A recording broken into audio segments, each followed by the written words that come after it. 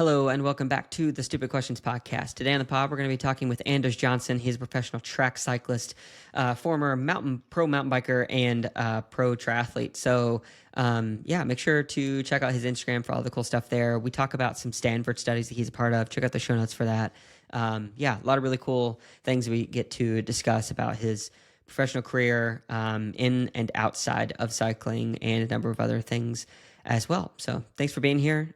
Check out the show notes for all the different things. Sign up for the newsletter if you want to get a weekly roundup of the past conversations that I've had, along with 3 takeaways from each episode. I really am quite proud of that newsletter. I feel like it adds a lot of value out there, but I want you to be the judge of that. So if you wouldn't mind checking out the link in the show notes to sign up for that, I would love to get your feedback, even if you just try it out once and then unsubscribe if you think it's total junk. And let me know if it is, because if it is, I'm not going to continue to do it. But I think that there's some value there. So please check it out.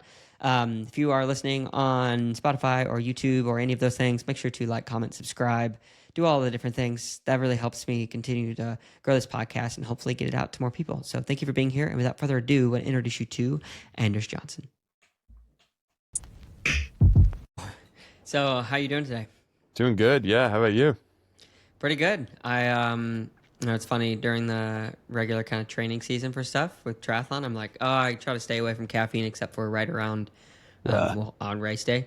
And today I was like, I need to lock in on some stuff. So I took some caffeine and I am still locked in. So we're good.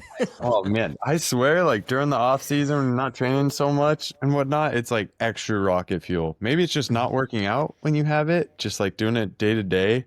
Yeah, energy levels are a little higher. Yeah. Yeah.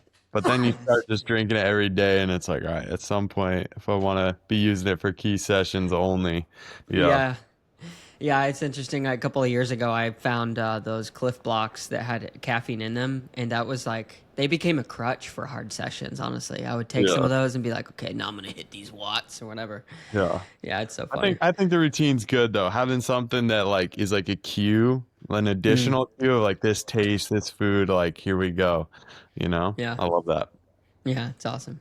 Well, Anders, thank you so much for jumping on, giving me your time to hopefully ask you some questions you've never been asked before. But yeah, I really appreciate you taking the time to make it happen. Yeah, I appreciate you reaching out and excited to be here. Yeah, awesome, dude. So let's just start off with the deep question right off the bat. From your perspective, who is Anders?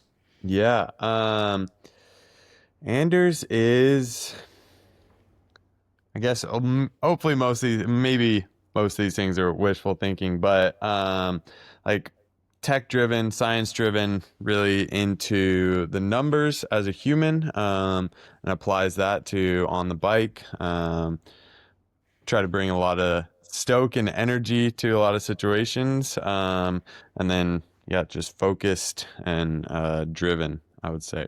Hopefully, I think these are all wishful thinking type things. Yeah. Hopefully I can be that to the world. Why do you say wishful thinking? Do you believe that about yourself at all, or is it just? I mean, yeah. Those are all things I feel like I try to put out in the world. And like, I guess I don't try to put tech idea out in the world, but all things I try to like push for and goals of mine and things I care about. So I hope those are the things that I am people perceive and whatnot. But yeah, cool. So where are you from? From northern Utah originally, about an hour north of Salt Lake City or Park City on the east side of the mountains. So by a few ski resorts. The town I'm from is actually like 500-600 people.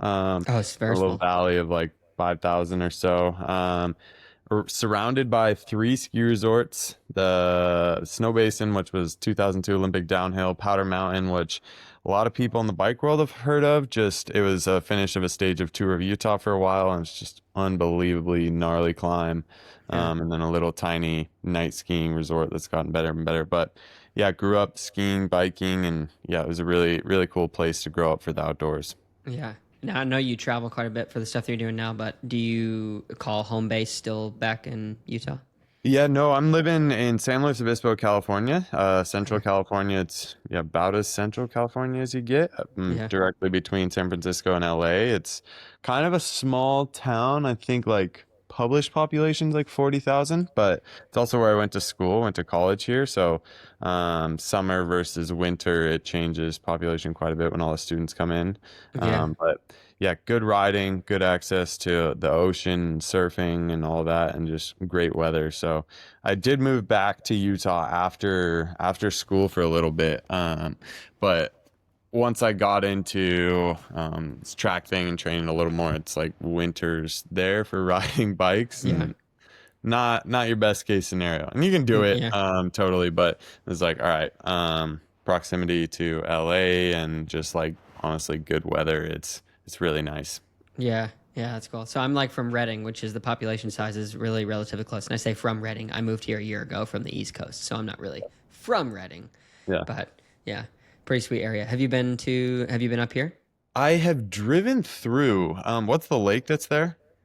So we have Whiskey Town Lake, which is like kind of to the west if you're going Yeah. like toward the Trinity Alps. But if you go north, it's Lake Shasta, which is the Yep. big dam right south of Mount Shasta. Yeah. Yeah. So I've just driven through on a road trip. I took up the coast one time, then went into Oregon, and then Yeah. yeah, big loop. But I Yeah. haven't spent any time there. I had some friends in college from Reading. Yeah. Don't You know have much. to you have to check it out. The summer gets intense, like Yeah. 110, 120 days, which is crazy if Crazy. it's far north. But Yeah. Yeah. yeah, yeah. I'm just trying to spread the word. I want some more people from the cycling world in this area. Yeah. Totally. Well, cool, dude. So a minute ago, you were mentioning a little bit, just a bit, who you are. Some of the aspects you brought to light were driven, curiosity, just wanting to learn as much as you can. Has that always been the case for you, or is that something that you've nurtured over time? Yeah, I think so. I studied physics in college, just kind of around the like physics is can be such a broad term of what it applies to, but in general, it's kind of how things work. So you can have the physics of anything, physics of riding around in a velodrome, and, like so many things. It's like understanding how things work, and it's kind of like understanding the bigger picture. A lot of it of just like how nature works, like particle interactions, things like that. And so yeah, kind of always been that mind. My brother growing up was kind of the tinkerer, like take apart a lawnmower, throw that back together, and I was never kind of that side. And he ended up going mechanical engineering direction of yeah, just tinkering, figuring things out. So both like very similar. And honestly, my mom like growing up was she was an engineer and she was always just pumping the stem. So like I don't quite know if we had any choice in the matter. But yeah, I've always enjoyed that type of thing. Yeah, that's awesome. What did or does your dad do? My dad actually, I mean, he was like a bachelor for a long time. Like my mom and dad met when they were quite a bit older, and he had just been like kayaking the Grand Canyon and going down to Baja to go fishing. And he has a first descent down a river between Mexico and Guatemala, and like he was just total mountain man. Like the dad lore there Wow. is crazy. But he was a contractor mostly, like build cabins in Alaska. Oh, And wow. then all growing up, he was a stay-at-home dad. My mom worked really hard, and yeah, he supported the family in that way. So Yeah. So how has that, or has it affected the way that you kind of view stay-at-home mom versus stay-at-home dad? Like, oh, where do you like yeah, stand? my mom is an absolute powerhouse. Like growing up to me, it was never like, oh yeah, the dad's the breadwinner, like this, that. It was like, yeah, my mom is a baller, and has like worked very hard and like seeing the admiration like a lot of really important business people have for her is really cool. So yeah, I kind of it was never really talked about or anything, but it was always just like, oh yeah, no, my mom's like the baller businesswoman. Yeah. That's just like how things are, you know? Yeah, it's interesting to me too, though, because you mentioned, your dad building cabins in Alaska. I can't think of a more like rough Yeah, and tough, I am a provider type of a thing. Like that's yeah. still pretty crazy. Oh yeah, and he was like, I mean, as stay-at-home dad goes, like he would ride me to school on a tandem, jump on the back of the That's tandem, sick. and we'd go to school. He'd pack me lunches every single day through like high school. And definitely like we kind of lived on some land, and my mom calls it a farm. Didn't really have any farm animals, but he was always working on projects, fully remodeled the house himself, like That's tons awesome. of things like that. So it's not like he was just yeah hanging out. He was like full on building the compound and doing that thing. That's awesome. And it was just you and your brother? Yeah, one older Nice. brother. Nice. How much older? 4 years. Yeah. Oh, okay, He's nice. What is he doing these days? Yeah, he works as a mechanical engineer, has a top secret Oh, that's security right. clearance, so who knows? Okay. But yeah, he's incredibly intelligent and just like really good problem solver. And then he's gotten more into biking. He's a big weightlifter. He's probably maybe 240-ish and has done Phew. like did Leadville last year, did point to Park City point to Wow. point this year. Like, yeah, gotten super stoked on biking. And yeah, skiing and touring and all that. He's rad. Watching a 240-pound individual do Leadville would be quite the experience. Yeah, yeah, and he was close to the big belt buckle time. I Really? think he'll be back for sure. He's jonesing for it, and yeah, watching. Yeah, I can't imagine getting passed by that person. Like Yeah. that'd be a tough watch. But he Yeah. is just hulking, just like biceps bulging out of his Yeah. suit. Like, yeah, it's awesome. Yeah. Did you guys get along pretty well when you were younger? Yeah, totally. It was like I think it was a large enough age gap than when we were much younger. Like the maturity gap was pretty big. From like sixth grade to 10th grade is like not too much in common there. But we definitely so like in terms of like actually being close, like not too much, but I don't know. We definitely like did all sorts of adventures and whatnot, but I would say I'm even close. Well, I guess we were quite close, but I would say I'm closer to him now. And Yeah. definitely like almost when he went away to college, maybe when I was in high school and kind of both were older and more mature. Mm-hmm. But yeah, we had a lot of fun growing up, but definitely feel like I'm closer to him now. Yeah, for sure. No, I feel similarly about. So I have two younger sisters. One's 4 years and 12 years younger, and especially with the 4 years younger, similar to your situation, like we were close in that all growing up. I'd build jumps for her and convince her to go off them and do all that stuff. So we were close enough where I could influence her to do crazy things. And now it's like we have like a real like I would even call her a friend, like where we can actually Mhm. connect about stuff and kind of see eye to eye, Oh, and you get totally. over all of the butting of the heads and the craziness of being a kid. Yeah, yeah, Yeah. cool. So I'm curious for you, like, do you think that you're more like your mom or your dad? Uh, I'd say kind of a split. Like my dad's definitely like the adventurous, like biking, hiking, all that. And my mom is, yeah, definitely more of the like, yeah, pushing. I guess just kind of the academic side more follows my mom for sure. And then I definitely would say there's aspects of both that I really try to emulate. And so I'd say definitely a good mix of both. Yeah. Do you remember who first introduced like this first sport that you ever cared about? I do not. Yeah, I don't really remember getting into sport. I always played soccer growing up, like AYSO. You're just running around, like batting the ball around. It's just chaos. Like I don't think you can really call it soccer. Yeah. And did a bunch of stuff. My brother played a ton of different sports growing up. I more of kind of just stuck with soccer. Did gymnastics for like a month Okay. at one point, like all kinds of stuff. Yeah. But yeah. So what brought about the increased interest in mountain biking then when you were 12? Yeah.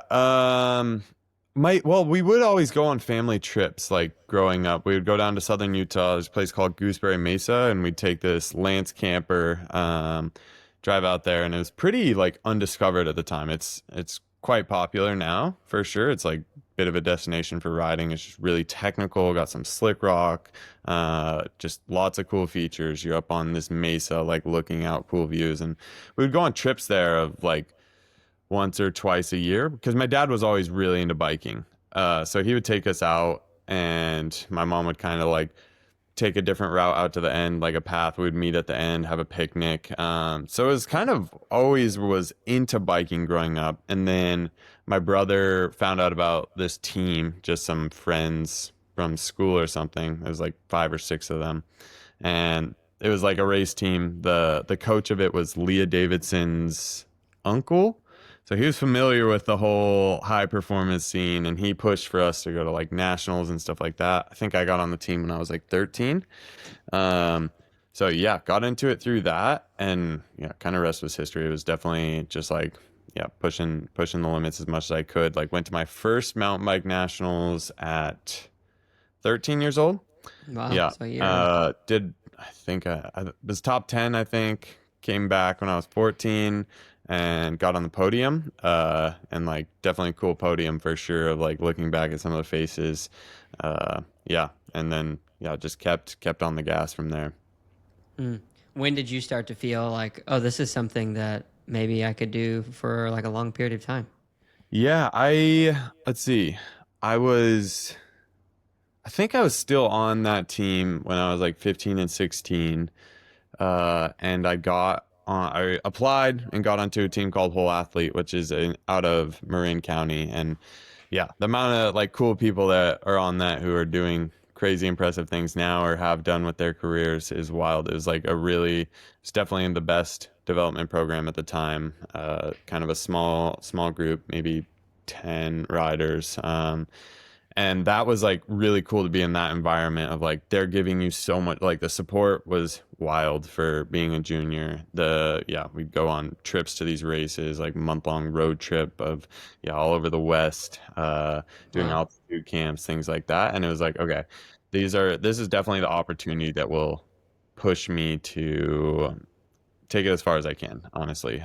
At this age, I went to Junior World Championships in Andorra was my first European race, and it was so unbelievably gnarly. And so I How think that, so? I mean, European racing is just different. Like on the mountain bike, like just like huge fields, elbows out, just like raw, gnarly. It was dumping rain.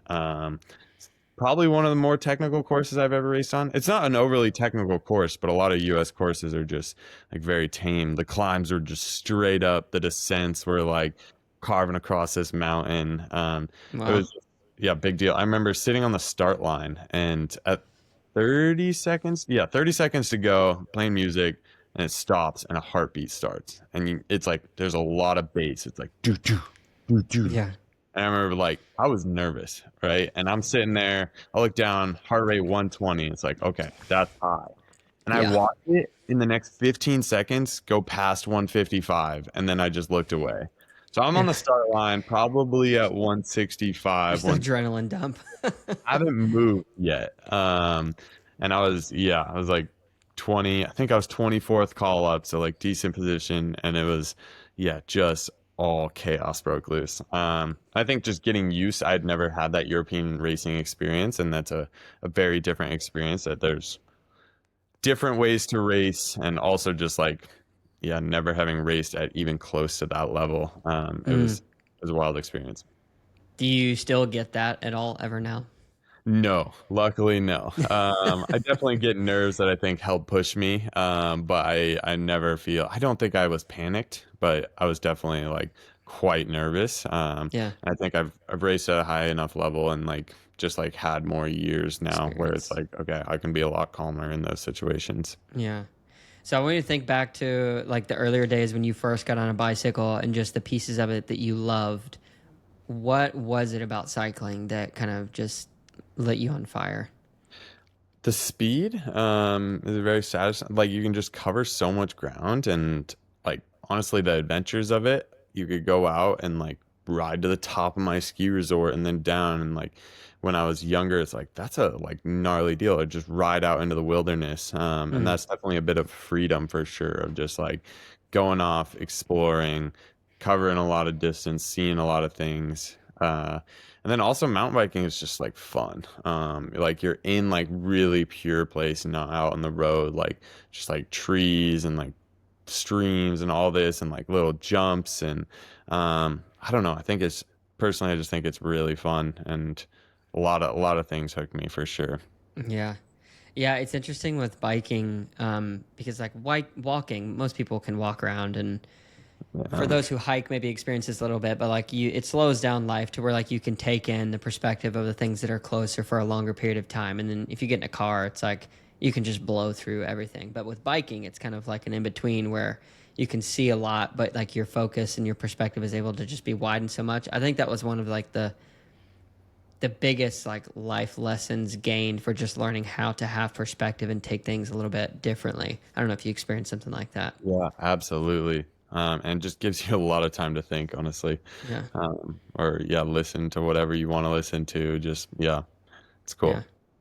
Do you have any like things that you absolutely just like love to do when you go biking to reset or to think about? Is there like a pattern to the way that you process or? Not a ton of a pattern. I mean, sometimes I'll listen to nothing.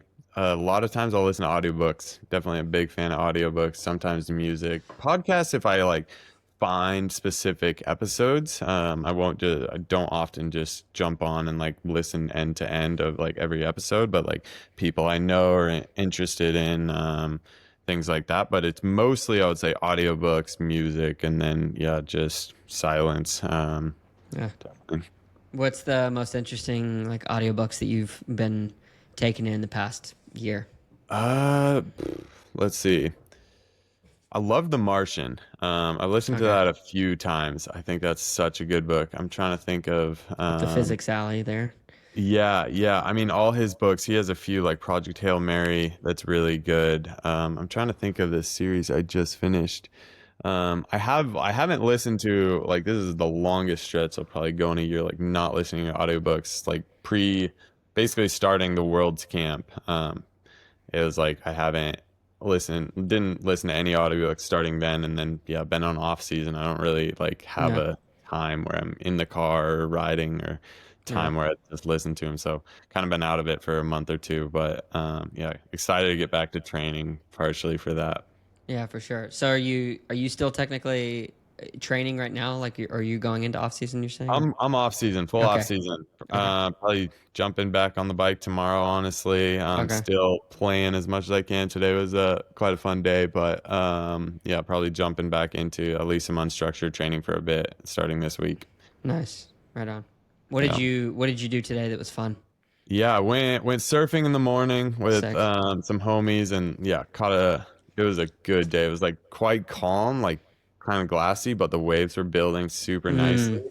That Yeah. was fun. And then we grabbed some lunch and then played a bunch of basketball. And my feet, like, honestly, yeah, my feet are destroyed. Like walking All around the is back and forth. brutal. Yeah, like my baby feet that are protected by this carbon shell all the time Mm.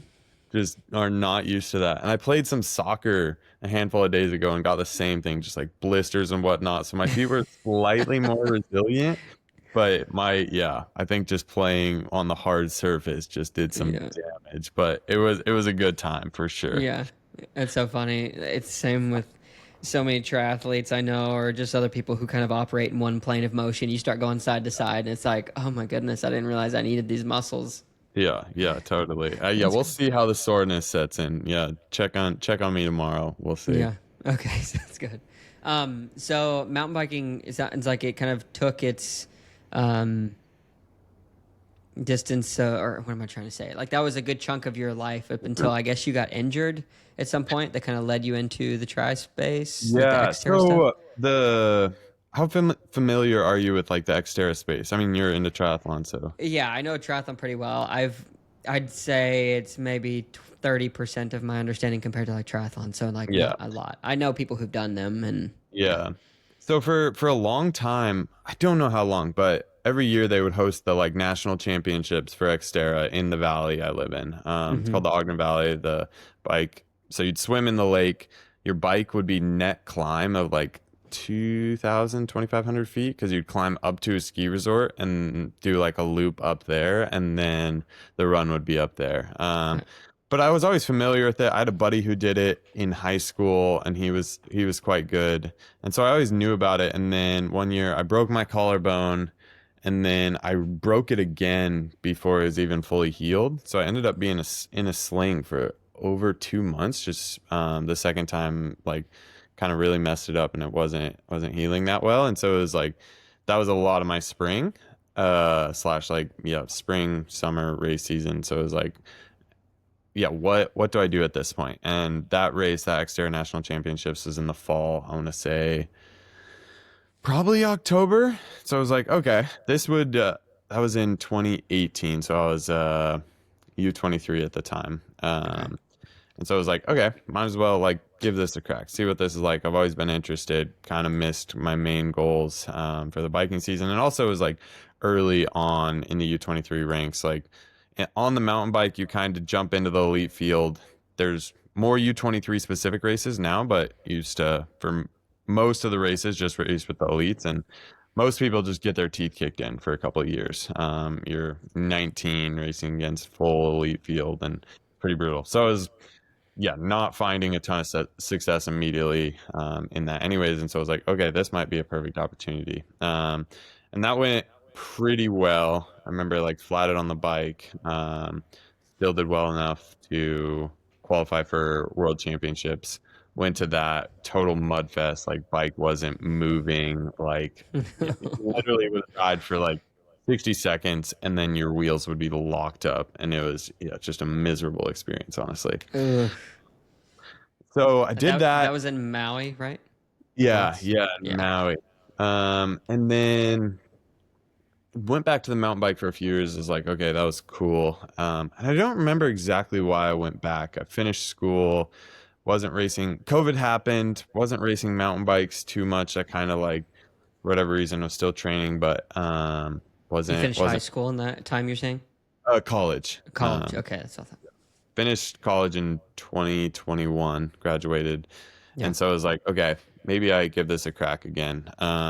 So trained for that. This is back in 2021 and went quite well.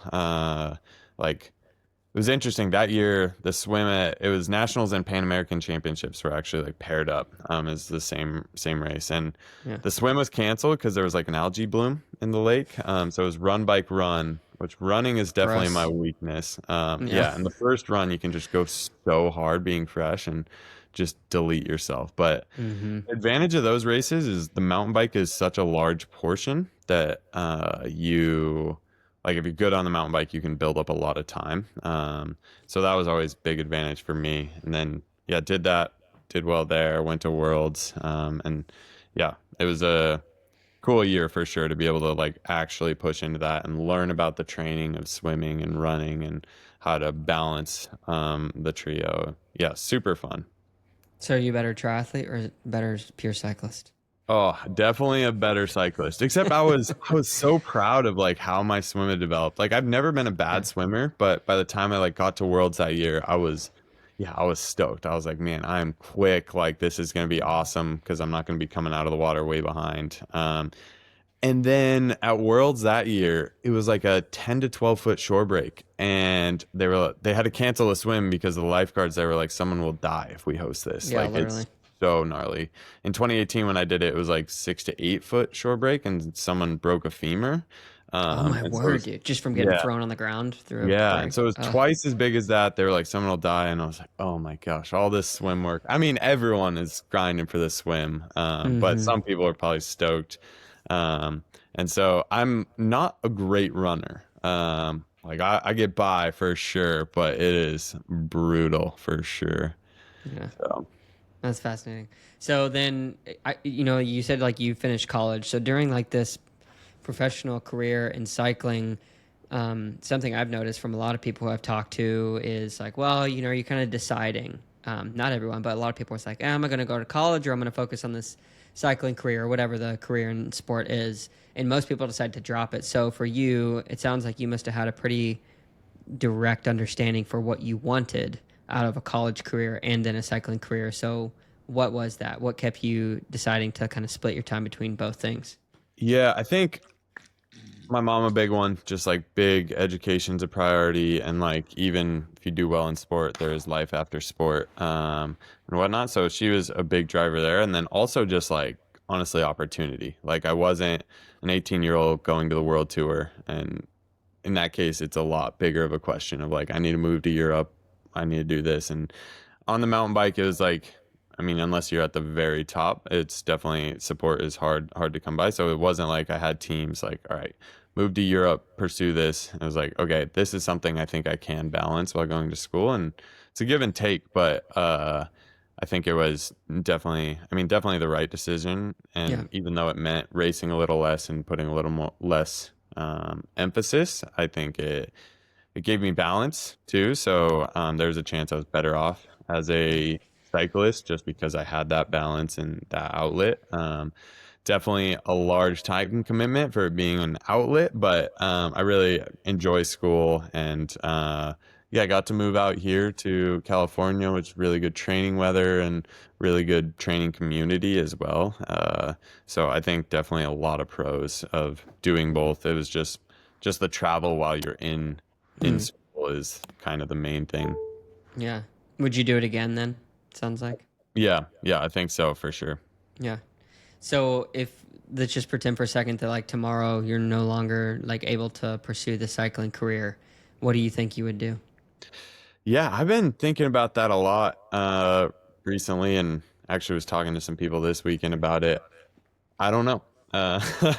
Honestly, hard to say. I currently work in like research and kind of in a medical adjacent area. I do think I Hmm. want to be involved in medicine slash yeah human performance. I think so many endurance athletes um, are just interested in like yeah high performance. Like how can you get better? And it comes from a personal interest, but also like I think working at like the cutting edge of that could be Hmm.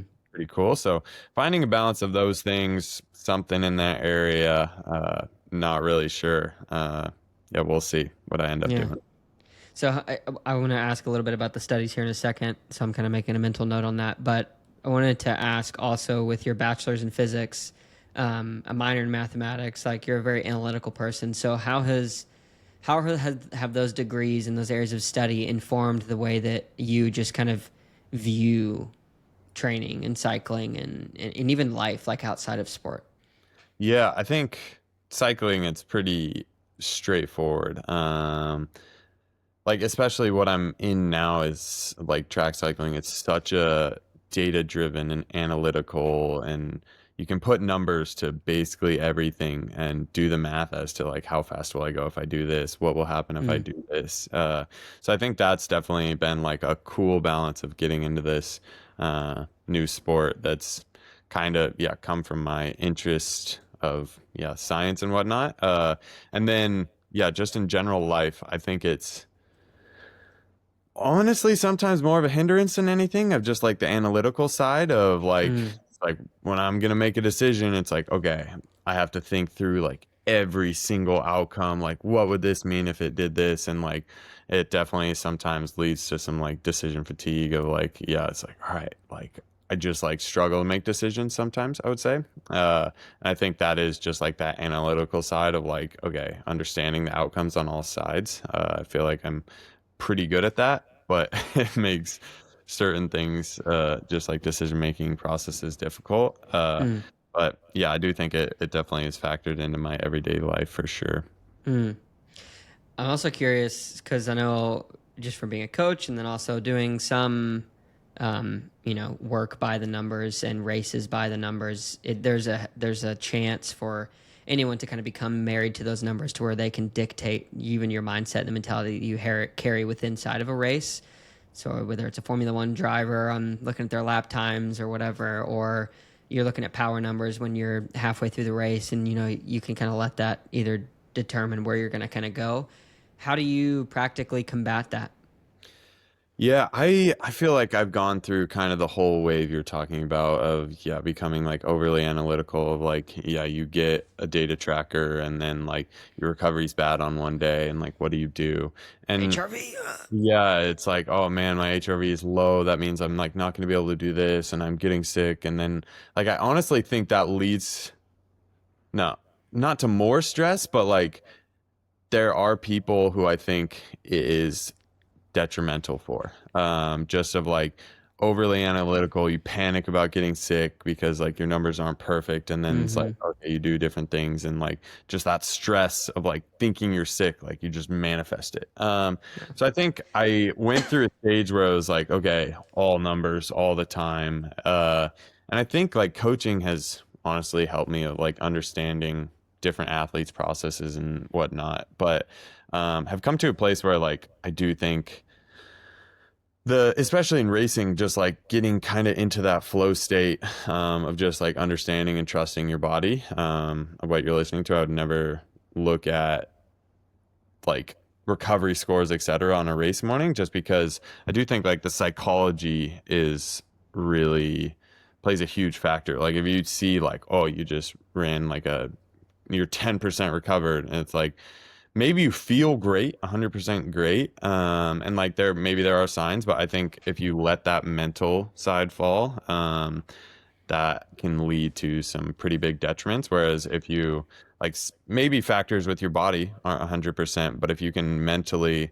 focus and like, all right, no, I'm gonna lock in, I'm gonna focus, I'm gonna find that flow state, I'm gonna like avoid the numbers because yeah, when I'm in this race and someone's attacking, it's like it's all about sensations. It's not like look Mm, down, I'm at 400 watts, can I do that? I do think there are different like paced races that maybe mean different things, but I've come to a place where I'm like really happy with just like the understanding my body and how that feels and doing a lot of things intuitively. And I still track all the numbers, always track like heart rate and power on rides and cadence and things like that, and use those to like guide efforts and whatnot. But I do think like yeah, within day-to-day life, you do have to train on those bad recoveries because there are going to be times where you're going to be racing under those conditions and things like that. So building that mental resilience to be able to perform in any conditions, I think is extremely important.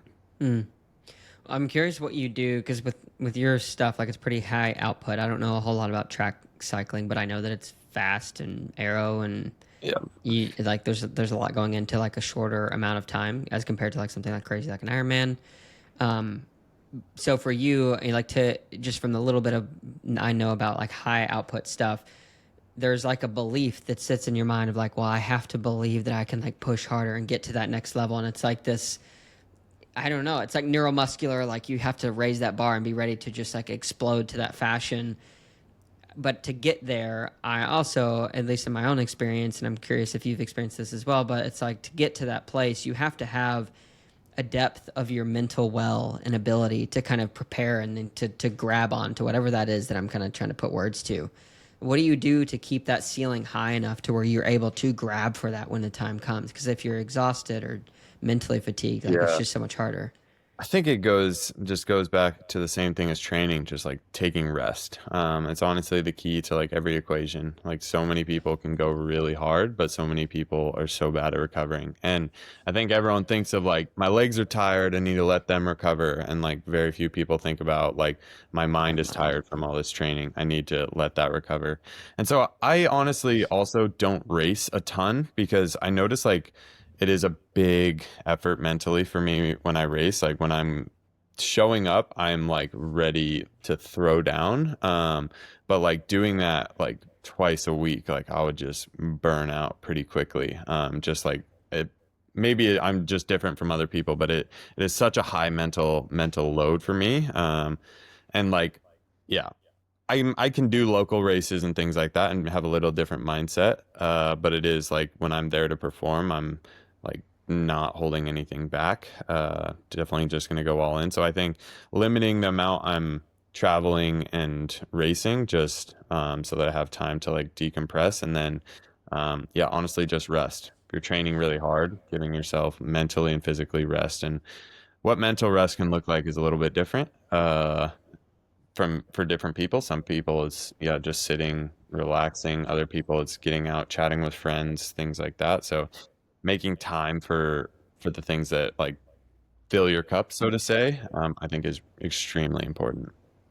What's the biggest mental fill your cup thing that you do? I don't know. I'm definitely a big fan of surfing for sure. I don't do it a ton, but I would say like, yeah, after that today, it's like, oh, that's a blast. But yeah, I honestly just like we have a little fireplace outside and like an evening sitting outside and eating dinner, like make dinner, go out, sit by the fire and like enjoy that evening. Like that's such a good routine for me that is really helpful. Yeah. Just relax. Yeah, it's so interesting to me. I've never been able to put like a practical reason for why it is, but with sitting by the fire or being in the ocean or hiking through the woods or mountain biking or trail run, whatever, whenever it has to do with one of these elements that exist outside of our kind of manufactured world, it seems to be those things that kind of bring us back to a baseline or to like a level of peace and comfort that allows us to then go back out to the battlefield, whatever our battlefield may be. And I haven't figured that out. Have you figured it out yet? No, no, but I totally agree. actually like going back, I would say my biggest fill my cup thing is mountain biking. Of Mm, like, I think I mean, it's still biking and like maybe still training, still doing volume or whatever, but just like getting out and like going back to the roots of why I got into it and the fun and whatnot. Sometimes you're on like 5 hour road rides and like they are fun for sure, and I really enjoy them. But whenever I get out on the mountain bike, it's always like, oh, this is awesome. Like yeah. just really enjoying nature, and I think it's what you're saying of just like getting out of Yeah. the manufactured society and like yeah, really into nature. Yeah. Mm. So one of the things you spend a lot of time with is the Stanford, I guess, medical studies. You're doing two of them. One has to do with like elite study, VO2 max stuff, and then the other one is a cardiovascular study. And I have some questions about both. But first, tell me a little bit about the elite study and how much time does that take for you, like weekly, you think? Yeah, totally. And this is going to be a shameless plug. Everyone listening to this, Throw it you're in. Give me the all links. yeah, elite.stanford.edu. Reach out.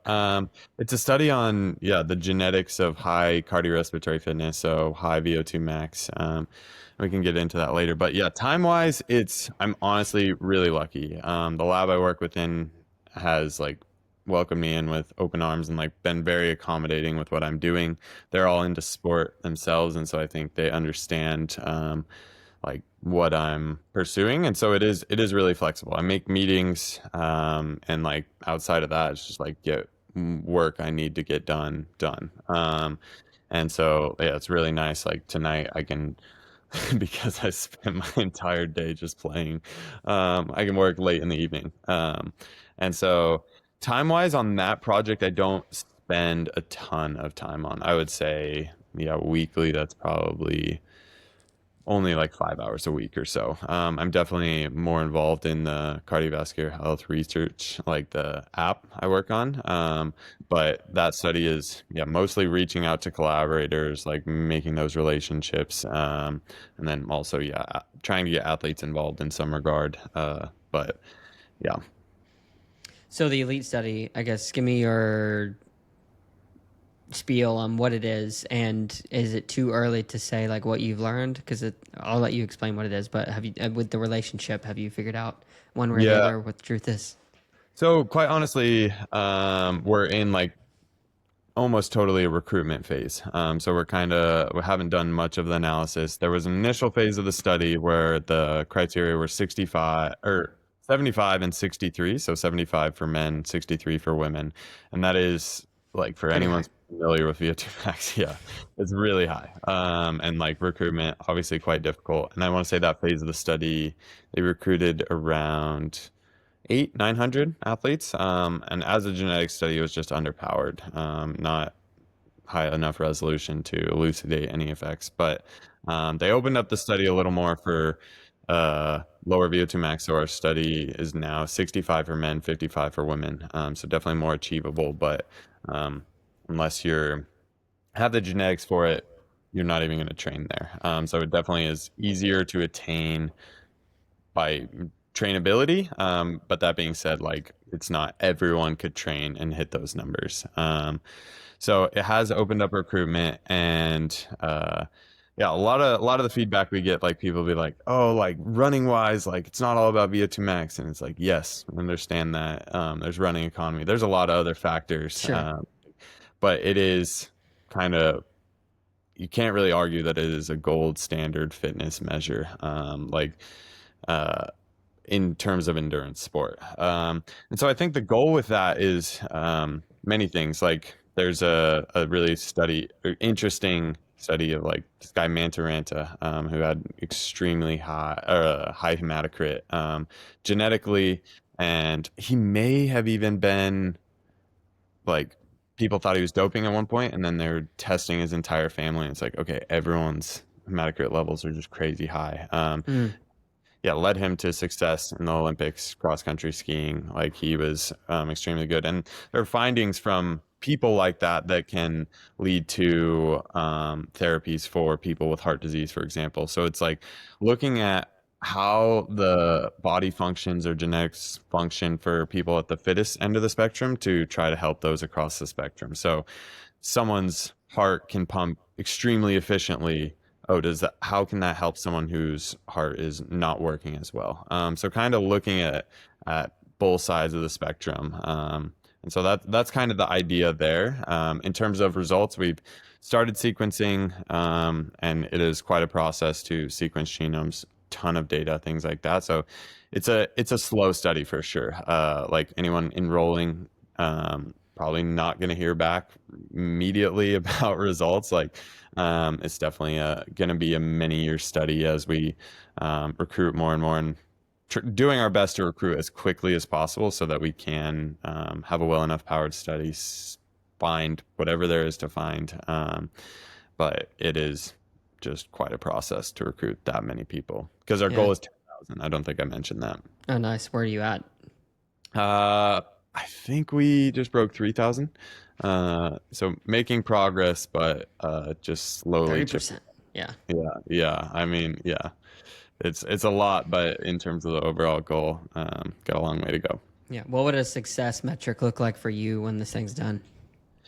I think honestly, like just being there is a success metric. Like I'm really interested in also being involved in like any analysis phase in any way that I can. But a lot of the relationships of people I work with are just extremely intelligent and have really cool ideas and things like that. So I feel really lucky just to work in this lab, and like the meetings we have, of how they present and share ideas, and the people I get to work with. So honestly, being in a flexible role that allows me to bike race and learn from all these cool people at the same time, like I've already succeeded there for Yeah. sure.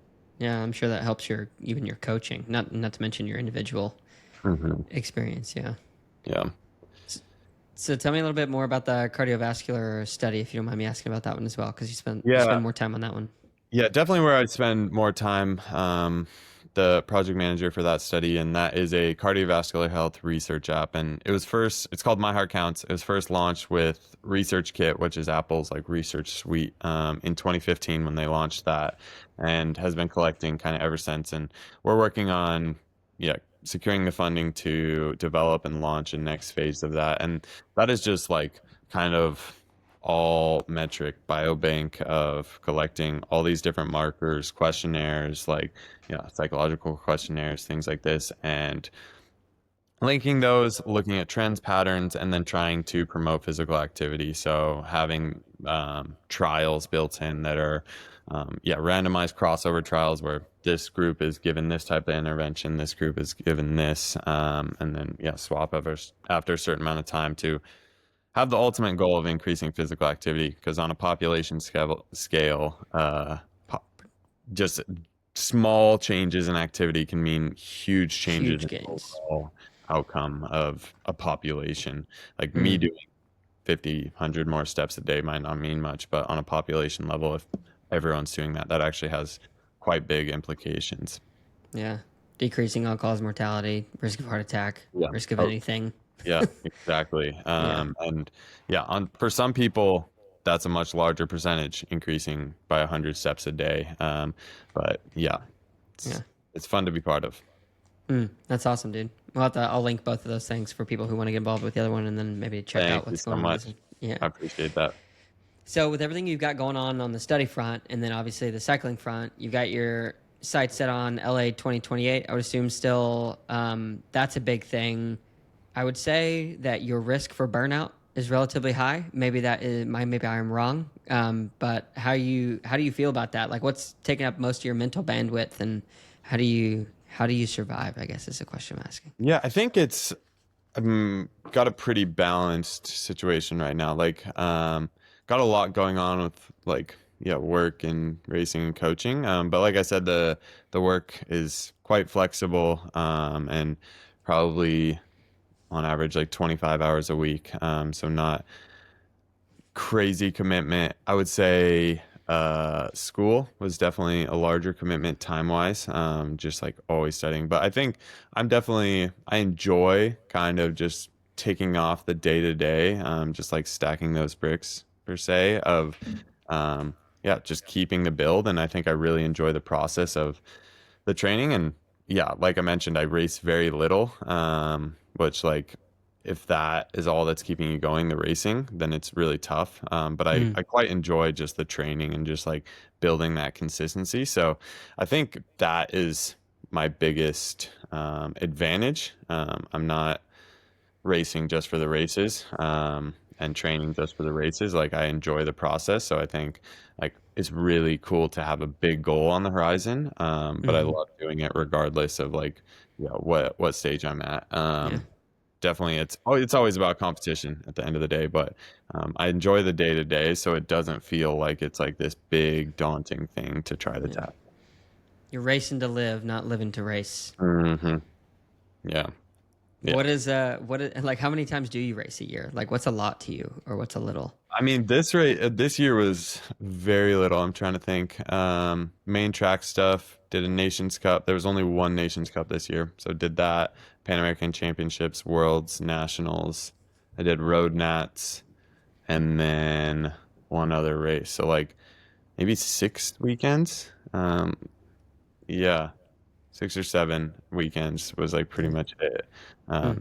So pretty dang limited compared to Yeah. most people. I don't race much on the road or time to time jump on the mountain bike or gravel bike, but not super often.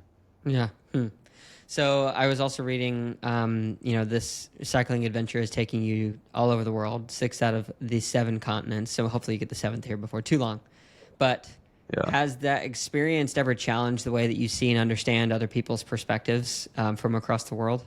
Yeah. I mean, first, I don't think there's too much bike racing that I'll be doing on Antarctica. So Yeah. we'll see. But I will say it's like, I think travel is such a impactful teacher. Like, you just like, I mean, you see the whole human experience. We've traveled, I'd like quite a bit of racing in South America and like somewhat underprivileged areas. Also some extremely wealthy and nice areas and things like that. So, I mean, it brings you together in that like, okay, I went to Turkey earlier this year and it's like, okay, yeah, just people just like me, like same type of thing. And then also just like everyone has their own unique experience. So I think it really brings you together in that like yeah. It's just like if you have never traveled and seen an area, it's like, yeah, people are just very alien to you. Like you've never heard about this group of people or seen them. And it's like you go there and it's like, yeah, they love French fries and they love like doing, yeah, hanging out with their friends. And it's just like very humanizing. But also like shows you like some things that you don't experience. Like I live in a affluent area in California, and it's like, yeah, that can be quite blinding of like not seeing inequities in the world or people who are in much different circumstances living under tin roofs, things like that. So it's quite humbling as well. Hmm. So a lot of interesting perspective and experiences. Hmm. Do you feel like you still have more to learn? Oh, absolutely. I think anyone who says they don't is, yeah, very misinformed, just very Yeah. off their mark. Yeah. Well, what is something that you've learned about yourself that has maybe challenged the way that you view a thing? Maybe it's a certain belief system or principle of operating as you relate to others. May have to table that and come back to that. I think that's a big thought to try to just tackle on the fly. Yeah. Spend some time riding, thinking about that for sure. Yeah, yeah, yeah. So, let me ask you this question. If you were to, yeah, let's go with this one. If you were to walk in a room of everybody you've ever met or have known, who would you walk up to first and why? Let's see. You can take as long as you want to think Yeah, about that's, these. I mean, tough for sure. There's definitely like a lot of like incredibly Palmar wise, like impressive people that I've met, but like don't have relationships with. I think it would definitely go back to like family of just like they're, yeah, im always pushing me to grow and learn. And I think yeah, will always have things to learn from my family and whatnot. And so I think, and also just like, quite honestly in that room it's like familiarity, right? It's like, okay, if I see my mom, but like first person I walk up to is, yeah, some rando. But yeah, I think I'll probably go with my mom in that Yeah. situation. Hmm. So, do you spend more time in your head or in your heart in the way that you live your life, you think? Uh, Probably in my head. I would say, Mr. Analytical. yeah, I would say if I wanted to throw wishful thinking, maybe in my heart, but I think I've pushed more of a balance, like, yeah, in my heart per se, but I'm definitely just like by nature, I think extremely analytical and think through every situation and whatnot. So yeah, definitely in my head. Hmm.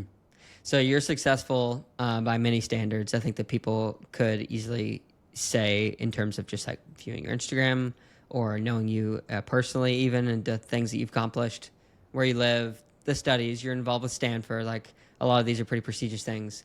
So, a lot of people from the outside looking in would be like, oh, yeah, Anders is definitely successful. Do you consider yourself a success?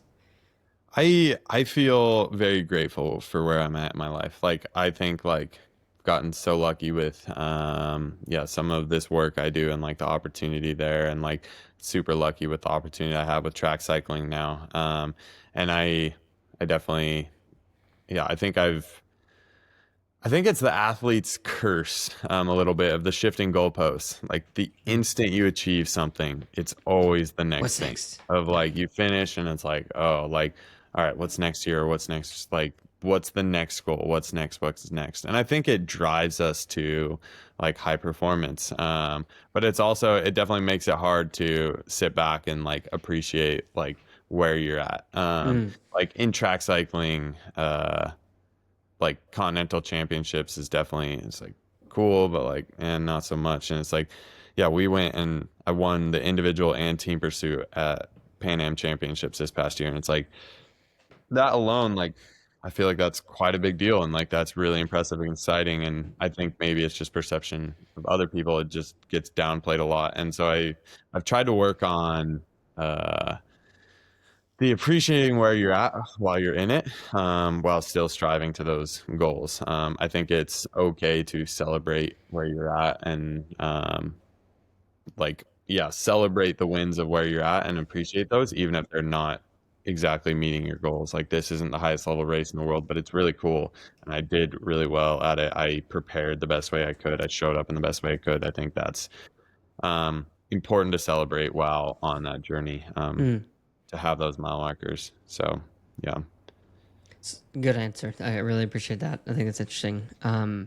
So let me ask you this: with LA 2028 on the horizon, that is one of the goalposts at the moment.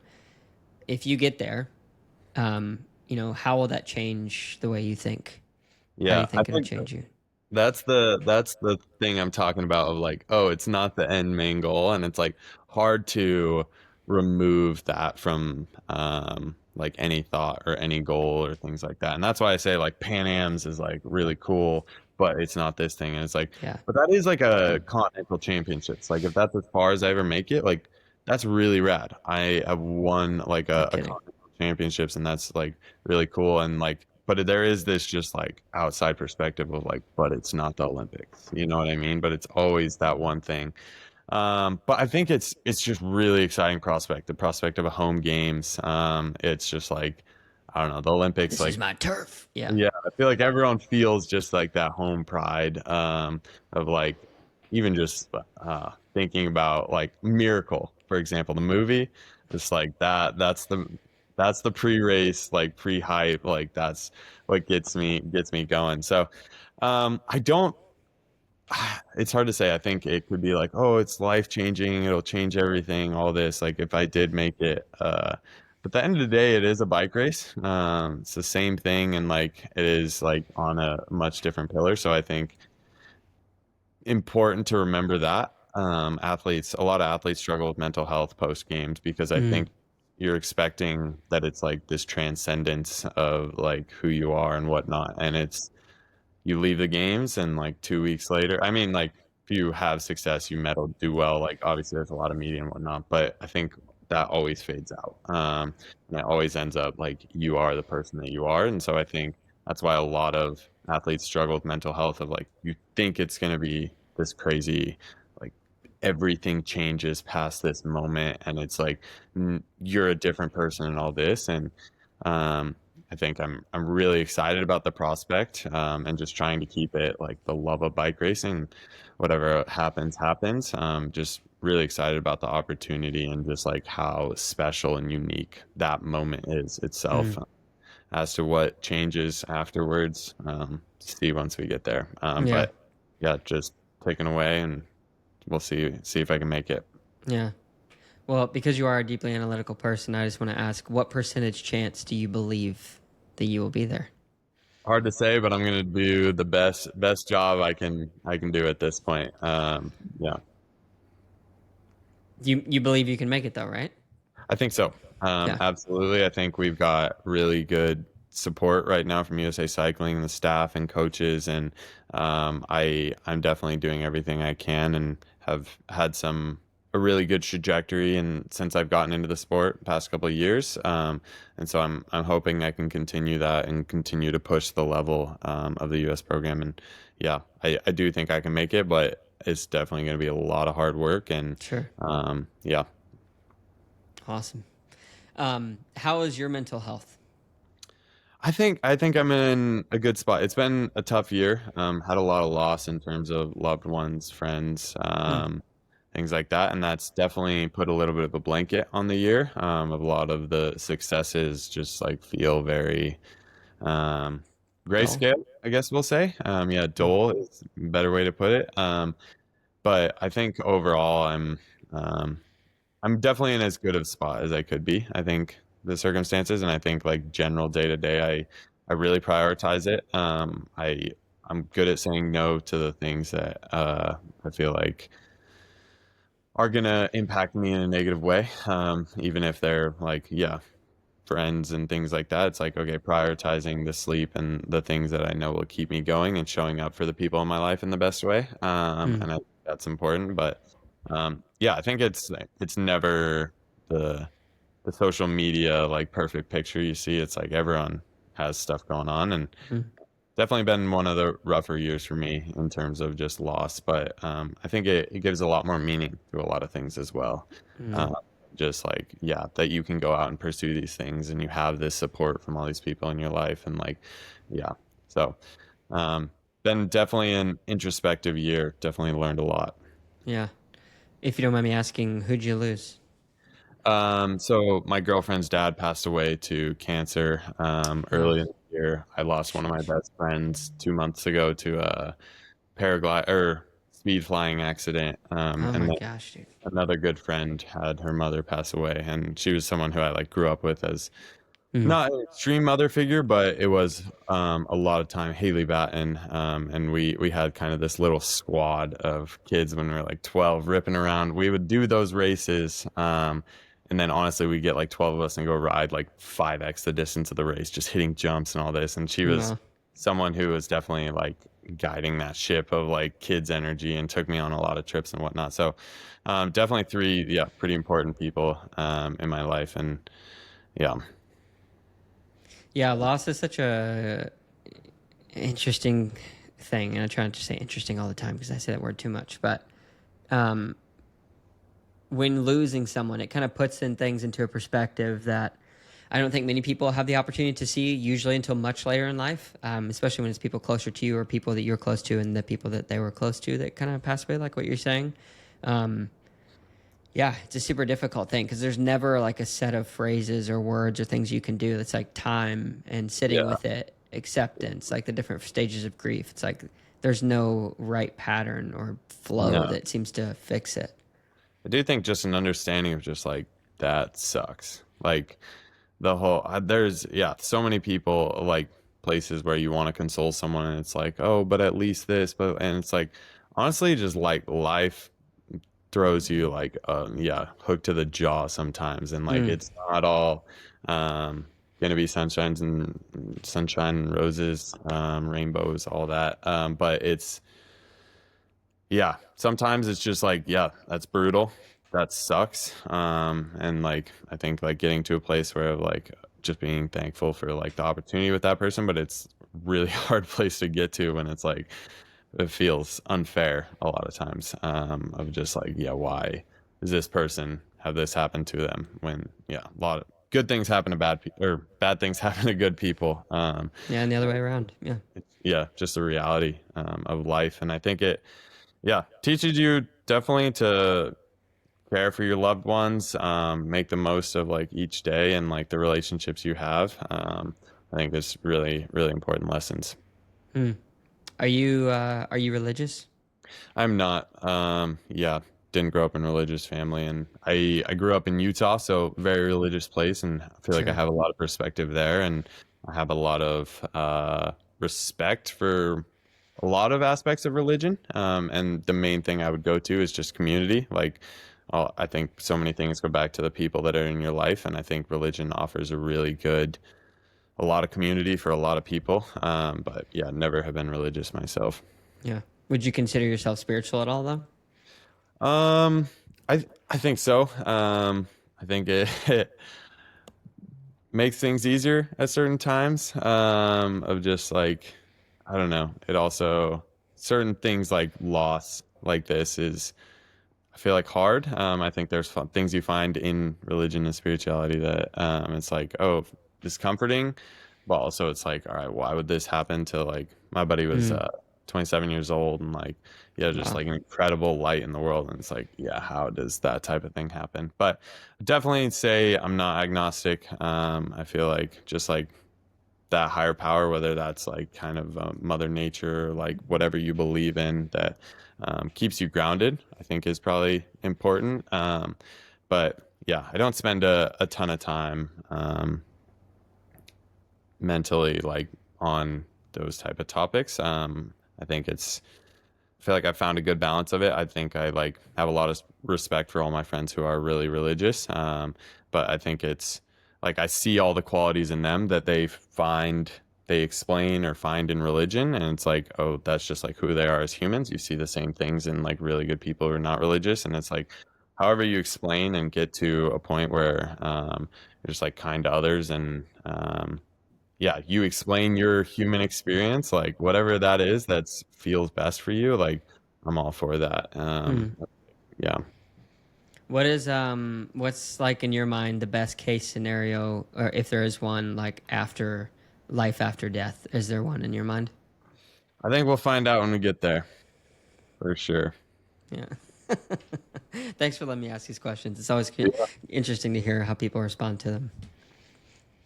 yeah. Um, so let me ask you just a couple more questions here. So when people look at you, like, what do that you think that they see, and what would you like them to see? I think yeah, going back to the things I mentioned at the start, I definitely want to be someone who like yeah brings happiness into each situation. Just like kind of a youthful joy of like I think it's a maybe it's a Warren Miller thing of like we don't oh maybe it's that movie Tech. Whatever it is, it's like we don't grow old because or stop playing because we grow old. We grow old because we stop playing. And I think Mm, just bring that like I don't know, a lot of people trying to grow up and be too adult sometimes I feel like of just like forgetting to play and just like yeah be that and that like whatever is actually fun to you instead of trying to just be cool or like do whatever you think is that. So hopefully I'm bringing a bit of that of just like that pure authenticity, yeah, and just kindness as well. yeah. Well, I think that's a great place to end, man. Anders, thank you so much for sharing your time with me, for sharing your perspectives on the world, and wish you all the best. We'll make sure to link the different stuff that we talked about so people can hopefully be part of your studies. But yeah, really enjoy getting to know you a little bit. It's pretty cool what you're doing. It was an honor. So thank you. Yeah, awesome. Thank you so much for having me on. I really appreciate it. And it's, yeah, good to finally meet you. Yeah, sweet, man. Alrighty. Awesome conversation with Anders. Thank you so much, dude, for coming on. Yeah, thank you all for being here and being here so faithfully every week and out through the seasons of ups and downs. Yeah, it's been a crazy past few weeks for me. I have had some ups and downs mentally, if I'm being completely honest. Started doing counseling again recently, and I've had 2 sessions in the past week. Probably a little too much because it spent me to a degree. And if you guys can see that coming out in any of the episodes, my apologies, but such is life. And I want to continue to make this podcast a journey about the people that I have on, but also letting you guys just get a little bit of a view into how my life is shaping and shifting in the way that I understand and perceive and find curiosity in different facets of life. I cannot believe, I forget what episode this is going to be. I think it's going to be episode number 195. So that means it's just a few more until episode 200, where I'm going to be doing a little bit of a dive into some of the through lines and things that I've learned about this podcast or through this podcast. So thank you guys for being here. Really awesome experience for me. 2.5 years, cannot believe it. And we'll continue to do this well into perpetuity. So thank you guys for being here again, and I will catch you in the next one. Peace.